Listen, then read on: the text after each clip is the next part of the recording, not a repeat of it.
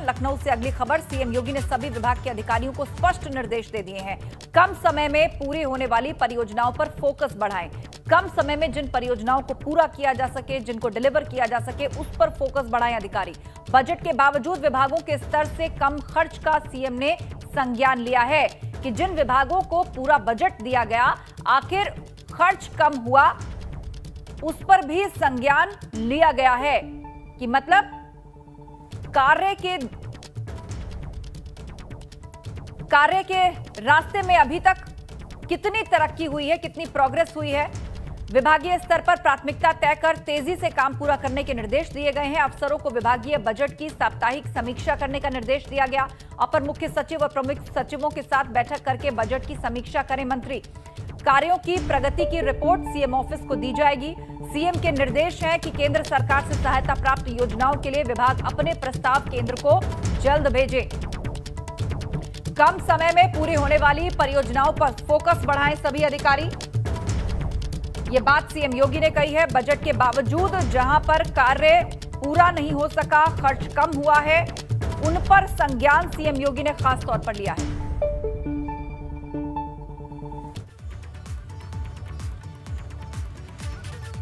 और इस बीच एक और खबर, स्वास्थ्य विभाग में तबादलों में मनमानी का आरोप लग रहा है। आज कर्मचारी काम का बहिष्कार कर सीएमओ कार्यालय पर धरना देंगे। UP medical and public health ministerial association ने यह आरोप लगाए हैं। 20 से 24 जुलाई तक कार्य बहिष्कार रहेगा। 26 जुलाई स्वास्थ्य भवन का घेराव किया जाएगा और 26 जुलाई लोक भवन तक पैदल मार्च भी करेंगे ये सभी। 27 से अनिश्चितकालीन कार्य बहिष्कार की चेतावनी भी दी गई है। तो अगले 6 महीने में जो चुनाव होने जा रहे हैं, उससे पहले स्वास्थ्य विभाग में जो तबादले हुए हैं उसमें मनमानी का आरोप लगा रहे हैं कर्मचारी और सीएमओ कार्यालय पर आज प्रदर्शन करेंगे।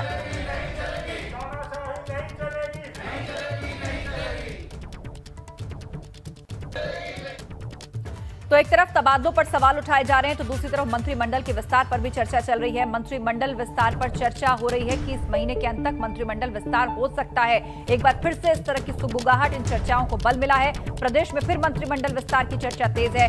इस वक्त उत्तर प्रदेश सरकार में मुख्यमंत्री समेत 53 मंत्री हैं और इनकी संख्या 60 तक हो सकती है। 7 पदों की पहले भी जगह है, लेकिन कहा यह भी जा रहा है कि जो नॉन परफॉर्मेंस है, जिनके कारण सरकार की छवि धूमिल हुई है, उनकी भी छुट्टी की जा सकती है।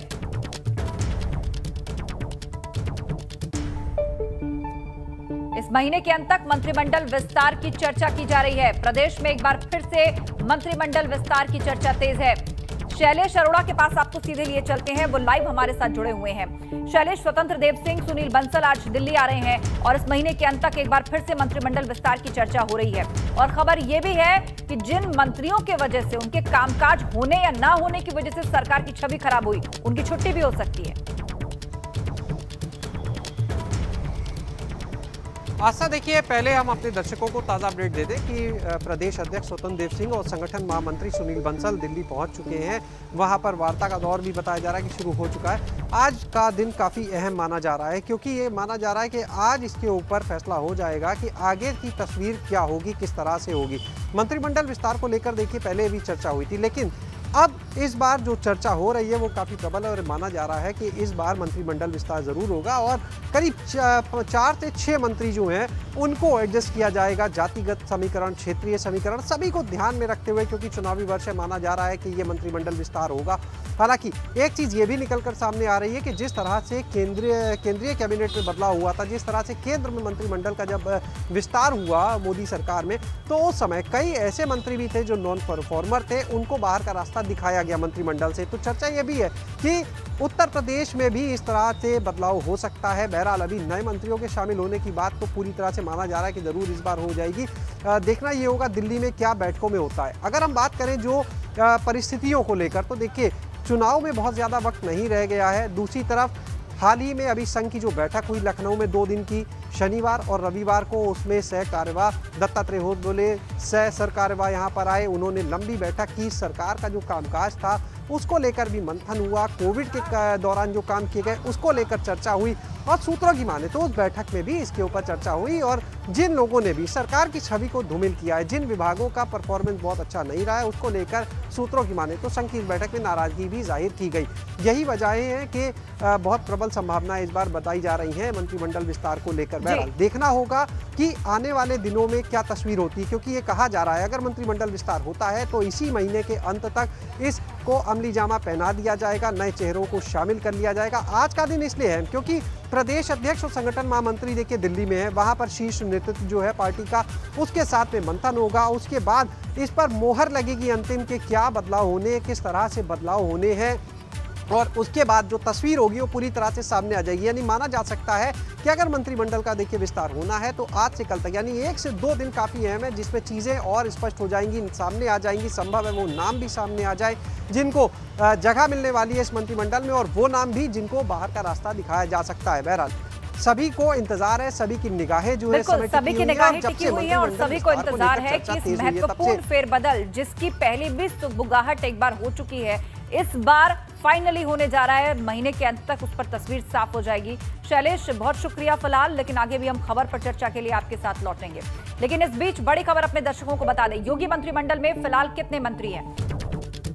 54 मंत्री हैं। 4 से 6 नए चेहरे शामिल हो सकते हैं। खराब परफॉर्मेंस करने वाले मंत्रियों को हटाया जा सकता है। 4 से 6 नए चेहरों को मंत्रिमंडल में जगह दी जा सकती है। जातिगत समीकरण का ध्यान रखा जाएगा इस मंत्रिमंडल विस्तार में। ये मुख्य बातें निकल के सामने आ रही हैं। योगी मंत्रिमंडल में 4 से 6 नए चेहरे शामिल हो सकते हैं। जातिगत समीकरणों को ध्यान में रखा जाएगा। जिन मंत्रियों की परफॉर्मेंस खराब है उनको हटाया जा सकता है, मतलब उनसे सीट खाली करवाई जा सकती है। अधिकतम संख्या के हिसाब से 6 मंत्री और बनाए जा सकते हैं। 60 तक संख्या हो सकती है। अभी मुख्यमंत्री समेत 54 मंत्री हैं, लेकिन कहा यह जा रहा है कि कुछ नॉन परफॉर्मर्स को भी हटाया जाएगा और 4 से 6 नए चेहरों को जगह दी जाएगी।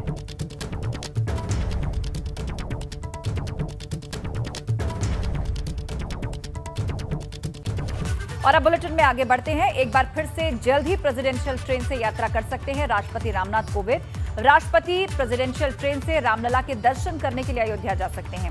राष्ट्रपति का 27 से 29 अगस्त तक ये संभावित कार्यक्रम है और प्रेसिडेंशियल ट्रेन के माध्यम से वो रामलला के दर्शन करने अयोध्या जा सकते हैं। इस कार्यक्रम के तहत राष्ट्रपति 27 अगस्त को विशेष विमान। तो एक तरफ तबादलों पर सवाल उठाए जा रहे हैं, तो दूसरी तरफ मंत्रिमंडल के विस्तार पर भी चर्चा चल रही है। मंत्रिमंडल विस्तार पर चर्चा हो रही है कि इस महीने के अंत तक मंत्रिमंडल विस्तार हो सकता है। एक बार फिर से इस तरह की सुगबुगाहट, इन चर्चाओं को बल मिला है। प्रदेश में फिर मंत्रिमंडल विस्तार की चर्चा तेज है। इस वक्त उत्तर प्रदेश सरकार में मुख्यमंत्री समेत 53 मंत्री हैं और इनकी संख्या 60 तक हो सकती है। 7 पदों की पहले भी जगह है, लेकिन कहा यह भी जा रहा है कि जो नॉन परफॉर्मेंस है, जिनके कारण सरकार की छवि धूमिल हुई है, उनकी भी छुट्टी की जा सकती है।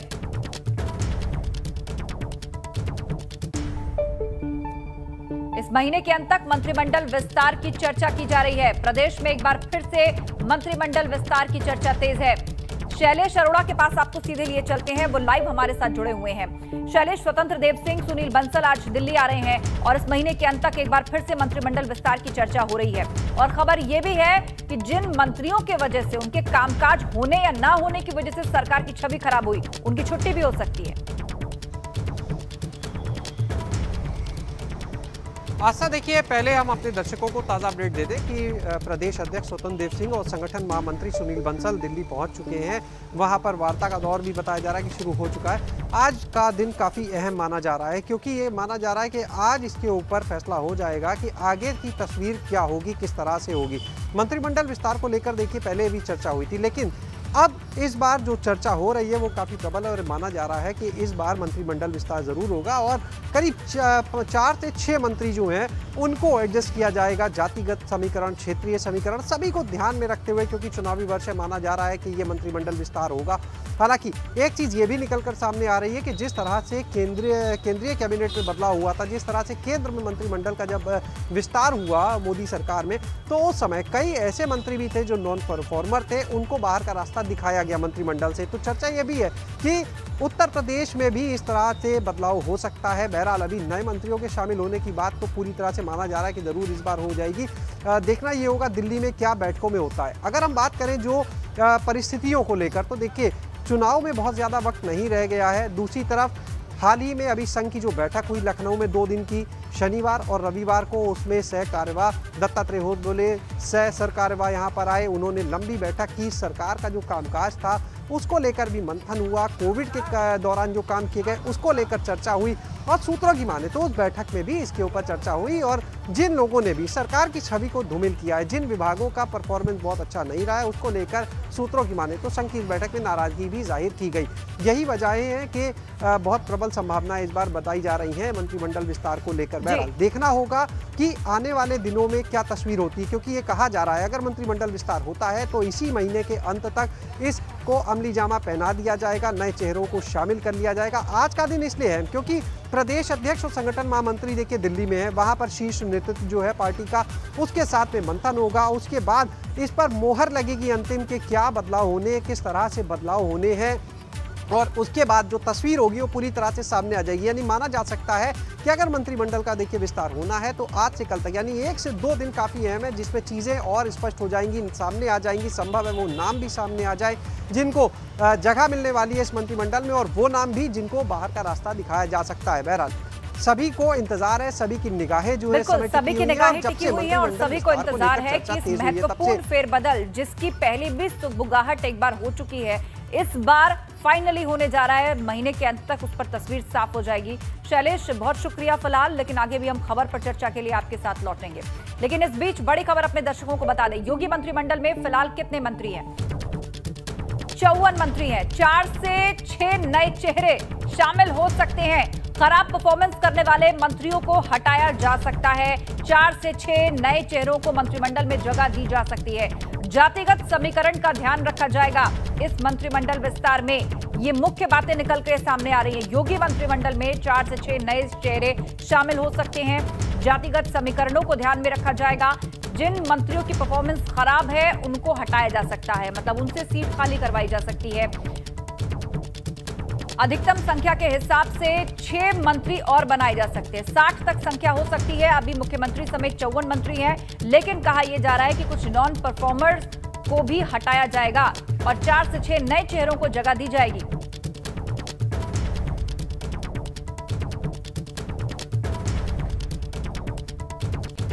और अब बुलेटिन में आगे बढ़ते हैं। एक बार फिर से जल्द ही प्रेसिडेंशियल ट्रेन से यात्रा कर सकते हैं राष्ट्रपति रामनाथ कोविंद। राष्ट्रपति प्रेसिडेंशियल ट्रेन से रामलला के दर्शन करने के लिए अयोध्या जा सकते हैं।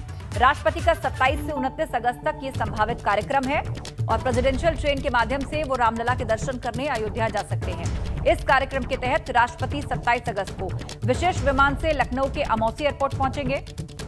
अगले दिन 28 अगस्त को गोरखपुर में आयुष विश्वविद्यालय का शिलान्यास करेंगे। इसके साथ ही गुरु गोरक्षनाथ विश्वविद्यालय में अस्पताल भवन का भी उद्घाटन कर शाम को लखनऊ वापस लौटेंगे। 29 अगस्त को राष्ट्रपति प्रेसिडेंशियल ट्रेन से अयोध्या जाकर रामलला के दर्शन कर सकते हैं। रेलवे ने लखनऊ फैजाबाद रोड पर ट्रैक मेंटेनेंस का काम शुरू कर दिया है। तो एक बार फिर से प्रेसिडेंशियल ट्रेन का इस्तेमाल करके अयोध्या जा सकते हैं रामलला के दर्शन करने राष्ट्रपति रामनाथ कोविंद। उनका संभावित दौरा 27 से 29 अगस्त को बताया जा रहा है। उत्तर प्रदेश के पूर्व मुख्यमंत्री और भाजपा के वरिष्ठ नेता कल्याण सिंह की हालत नाजुक है। उन्हें सांस लेने में तकलीफ होने पर हाई प्रेशर ऑक्सीजन मास्क पर रखा गया था। कल्याण सिंह को लखनऊ के संजय गांधी पीजीआई में 4 जुलाई को भर्ती कराया गया। कल्याण सिंह की सेहत का हालचाल प्रधानमंत्री मोदी भी लगातार लेते रहे हैं, जबकि सीएम योगी ने कल अस्पताल जाकर उनका हालचाल जाना। कल्याण सिंह का इलाज critical care medicine, nephrology, neurology, cardiology विभाग के वरिष्ठ डॉक्टर्स की टीम कर रही है। ब्लड में इंफेक्शन को देखते हुए एंटीबायोटिक्स और एंटी फंगल दवाइयों का कोर्स भी शुरू किया गया है।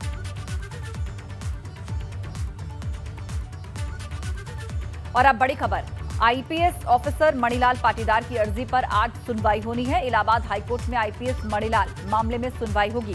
भगौड़ा घोषित किए गए आईपीएस मणिलाल पर 1 लाख का इनाम भी घोषित है। पुलिस पर अवैध तरीके से बंदी बनाकर रखने का आरोप है। पाटीदार की तरफ से उनके वकील ने यह अर्जी दाखिल की है।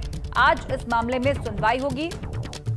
भगौड़ा घोषित किए गए आईपीएस मणिलाल पर 1 लाख का इनाम भी घोषित किया जा चुका है। पुलिस पर अवैध तरीके से बंदी बनाकर रखने का आरोप है और अब उनके वकील ने उनकी तरफ से यह अर्जी दाखिल की है। इलाहाबाद हाईकोर्ट में आईपीएस मणिलाल मामले में आज सुनवाई है। उन पर 1 लाख का इनाम भी घोषित किया जा चुका है। अवैध तरीके से बंदी बनाने का आरोप पुलिस पर है। पाटीदार के वकील ने यह अर्जी दाखिल की है। पुलिस पर अवैध तरीके से बंदी बनाने का आरोप है और अब उनके वकील की तरफ से अर्जी दाखिल की गई है, जिसपे आज इलाहाबाद हाईकोर्ट में सुनवाई है।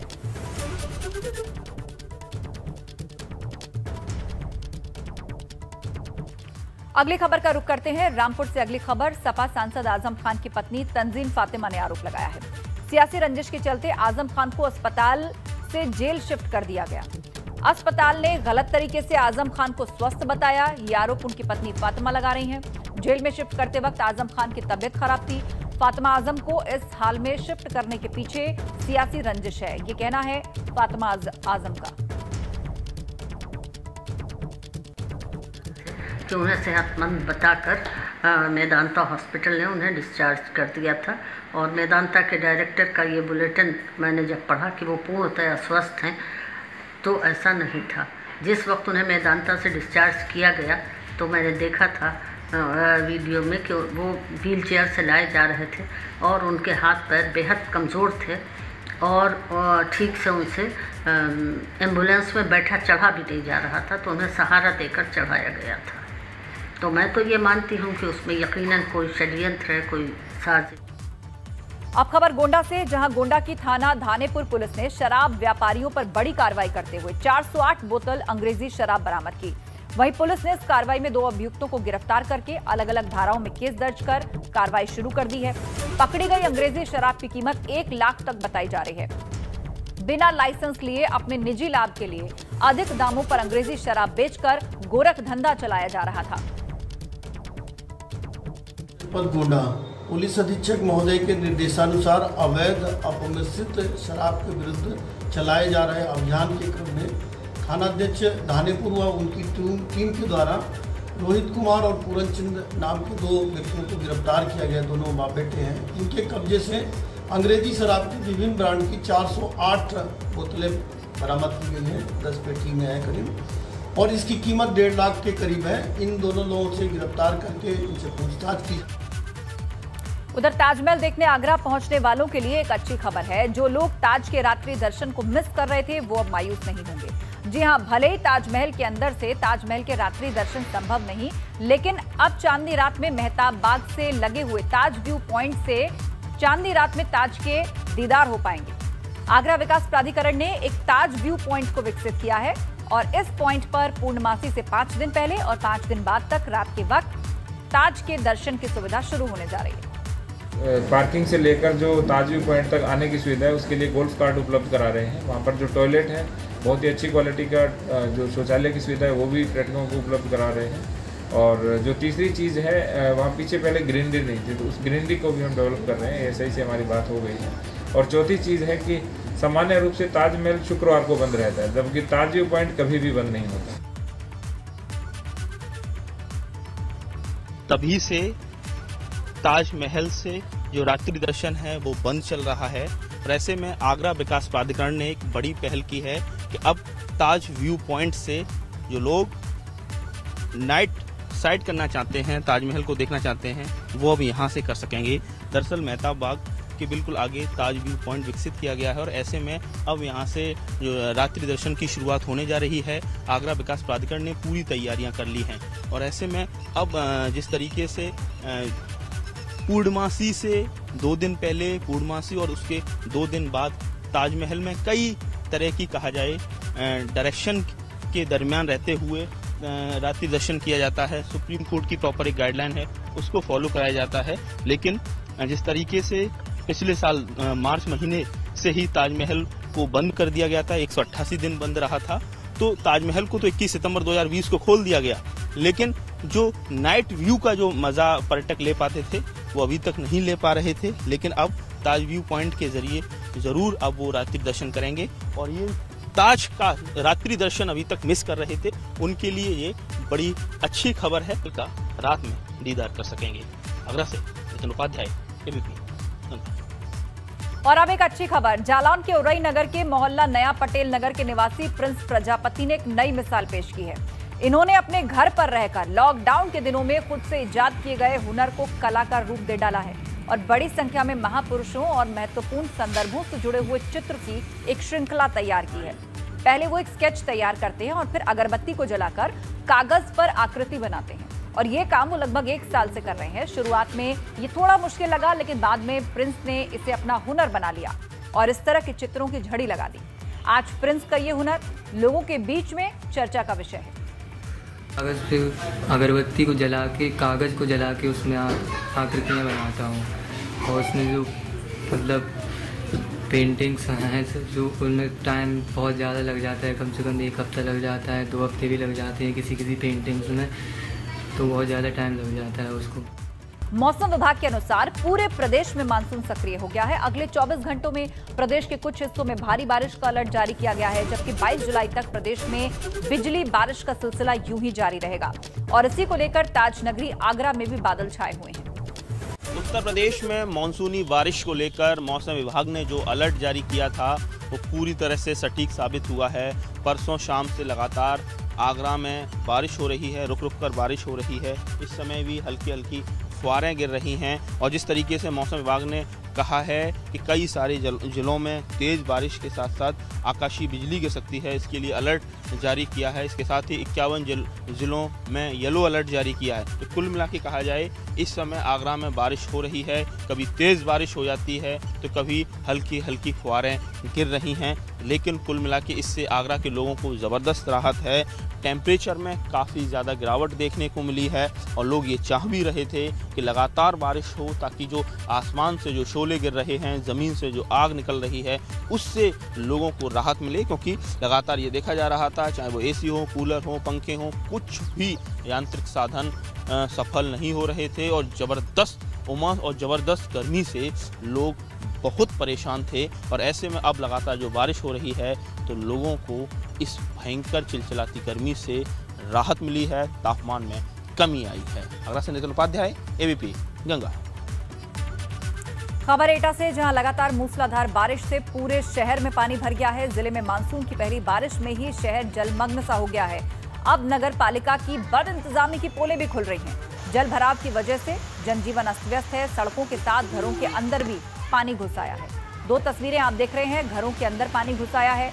हालत कैसी है ऐसे घरों की, खासतौर पर जो थोड़े निचले इलाकों में है। सड़कों पर जल जमाव हो चुका है, गाड़ियों के टायर डूबे हुए हैं, घरों के अंदर पानी आ रहा है। ऐसे में लोगों के लिए मुसीबत है कि वो अपने ही घर में जाएं तो जाएं कहां। बाहर भी पानी, घर के अंदर भी पानी, और जो नुकसान हुआ सो अलग।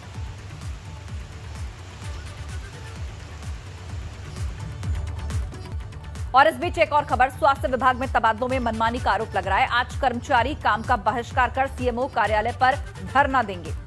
UP medical and public health ministerial association ने यह आरोप लगाए हैं। 20 से 24 जुलाई तक कार्य बहिष्कार रहेगा।